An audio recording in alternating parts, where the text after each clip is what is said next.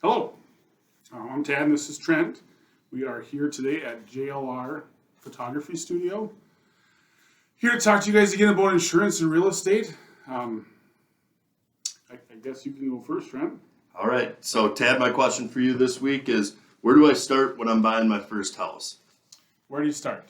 I'm a real estate agent, so I should say start by finding a realtor. But realistically, in today's market, where you should start with is you can start with a real estate agent, let him help you, but you should really start with your lender. I mean, you need to know, what type of loan you are eligible for, how much money you can spend, how the process is going to go. Because in today's market right now, the reality is if you write an offer, I should say, if you find a house you like, you don't have a whole lot of time. So having that lending in place ahead of time is a huge step for you.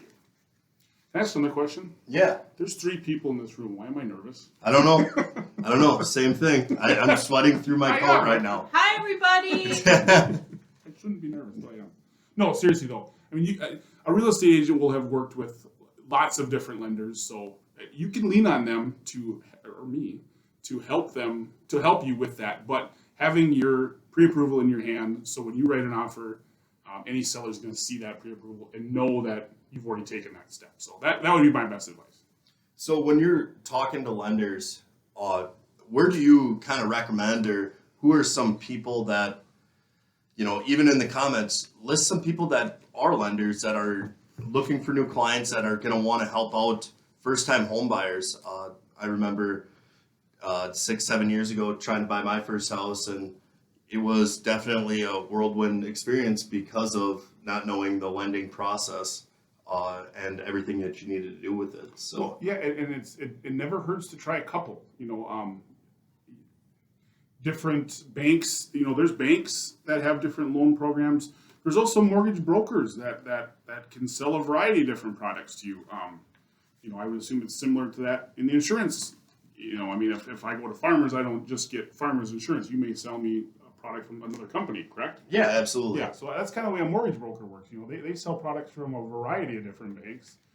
Where if you go to a bank, they still may sell you some products from a different company, but sometimes they're limited to what their bank does. I'm not saying one is better than the other either. I've had great success with all. So first we get the lenders, getting the pre-approval letter. Then what's our next step then after getting the pre-approval letter, meeting with the real estate agent? Then what's the next step for buying your first house? Figuring out the area you want to be in. Is it what's important to you? Do you want to be in a certain school district, a certain town, a certain up here, a certain lake or a certain region, or is it not so much the area that you want to be, or is it certain statistics about the house? Do you need a 3-bedroom? Do you want to be on 10 acres? Do you want to be in town? Do you want to be one level living? Start narrowing down what it is you want or where it is you want it, and you got the pre-approval. You know what you want. You're kind of waiting around to find out when that perfect house comes along, and in today's market, get there as fast as you can and be prepared to spend some money. It happens that fast right now. Okay, so first we get the lender, get the pre-approval, meet with the real estate agent, kind of figure out our dream home that we want to live in. Yep. We get all that, we find the perfect house. Then what do we do? After, we look at the house probably 1, 2, 3, 4, 5 times at the house. This is what we want to do. We want to write an offer. What's our next step? That's when we sit down, and we can do this in a variety of ways. We can sit down and fill out the paperwork together. We can talk over the phone, and we can fill it out online, and we can do electronic signatures. But we're gonna go over that offer to purchase and figure out what we're gonna offer the seller for their house. Then that gets turned over to their agent. They present that offer to the seller. The seller deliberates. Is it just this offer? Do we want to counter it? Is it way off? We're just going to reject it? Is this, hey, this is what we're looking for, let's accept it? do I have 3 offers? I need to shuffle through 3 offers. So you're going to go back and forth, or maybe either way, you're going to negotiate till you come to terms. When you come to terms, meaning you have a seller and a buyer that have agreed on a contract, that's when it gets turned over into lending, which is kind of brings me into my question is, and we can go back to this if you want, but when is a good time, and I'm an agent, I should know the answer to this question a little better than I even do. When is a good time to get my insurance guy involved in all this? Yeah, so there's a couple of different times that you can do it. If you're a first-time home buyer and you're on a pretty strict budget, I tell people, hey, come in, give me a list of houses that you are looking at, and just let me blind quote them out. Because then, you know, you can go on the internet and you can read, hey, the insurance is going to be X amount of dollars for the year. Well, most of the time, that's not true. So if you're looking on the website, let's just say Zillow or something in that nature where they're saying the insurance cost is going to be $20 a month. Realistically, $20 a month is not going to get you insurance, but that's what they advertise with it. So if you can come to us early, we can help you with the process of figuring out what your actual budget is. With being that, you know, sometimes too, with our claims record, we can find out that, hey, this place had a water claim for $30,000 2 years ago. And you're like, oh, we didn't know anything about that. Well, we can help you figure out that, hey, maybe this isn't the best thing to do.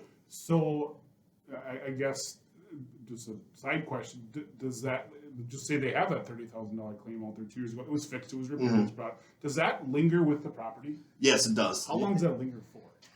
3 to 5 years, we like to say.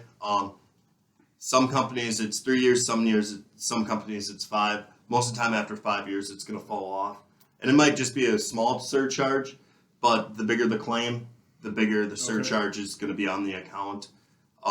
But getting back into when's a good time, you know, what we like to see is, all right, we're looking at these houses, we get them quoted out, and then after that, once you find your dream house, once you put your offer in on it and it gets accepted, we like to kind of get told before, hey, you know, hey, we're going to get this house. Can we get the insurance going on it? And then I usually say, all right, perfect. Can you have your lender send me their mortgagee clause? And their mortgagee clause is who we have to send the bill out. We figure out if you're going to escrow it or if you're just going to pay it on your own. And then we're able to finish it up and wrap it up that way. Because most mortgage places, they want to have the insurance paperwork 30 days beforehand before you close. So sometimes it's a really quick turnaround, and that's what makes it a little bit difficult. So especially when we're working with our clients, when we get them letters from the lenders or the emails that, hey, we want to close on this date, we put them top priority of getting them done right away that day because we know that it's a time crunch and we don't want to be the reason, or I don't want to be the reason that you can't close on your house on the day. Yeah, because you didn't get stuff done. Yeah. So, I mean, I've walked with a lot of buyers around a lot of different houses. Everybody has got a smartphone. Not everybody. My dad does not have one. But everybody has a loan calculator on. So, I mean, they're walking around the house, they're looking at the price. They've already got it punched in.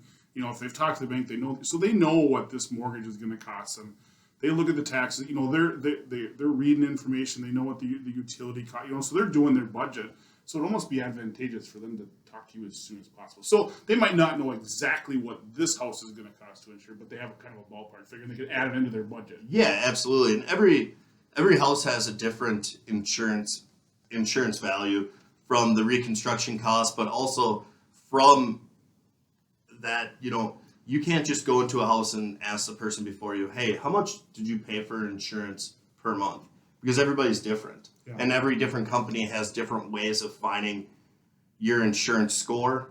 Some companies, you know, base it very heavily on how many years you've been with the company, a bunch of loyalty discounts, everything else, where some companies, they're just going to give you just a flat rate. This is how much it's going to be. Okay. So being able to talk to your insurance agent or just having an idea can help you with your budget too, because if you're, especially in today's market, if you're on your top end of how much you're paying for already, this is going to help you realize that, all right, this might make or break being able to do that, which that's happened. Yeah, and I mean, I can imagine, especially people in this area who lived through the storm of 2008. I mean, you really understand the value of having good insurance. I mean, it was something like I'd never seen in my life. I mean, just the amount of, I can't imagine the millions of dollars of insurance claims that were paid out in this area just from a storm a couple of years ago. So, I mean,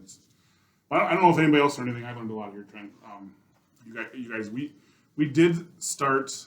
We're gonna start putting our videos on a YouTube channel. I'm embarrassed to say it. I mean, no, it's fine. We're joining the crew. We're gonna be YouTubers. YouTubers, yes.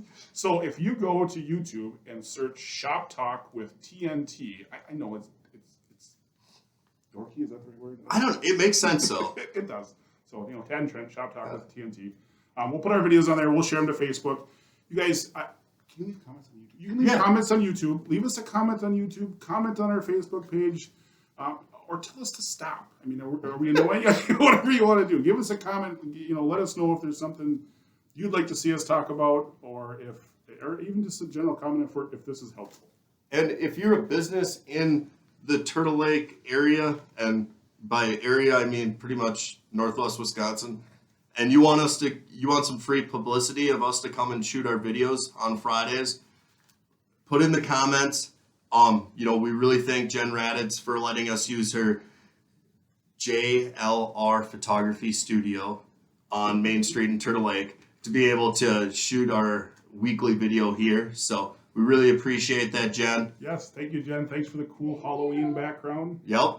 And if you guys have, like Tadd said, if you guys have any questions or want us to talk about anything, just let us know. We'll be more than happy to talk about it. So thanks again, guys. See you later.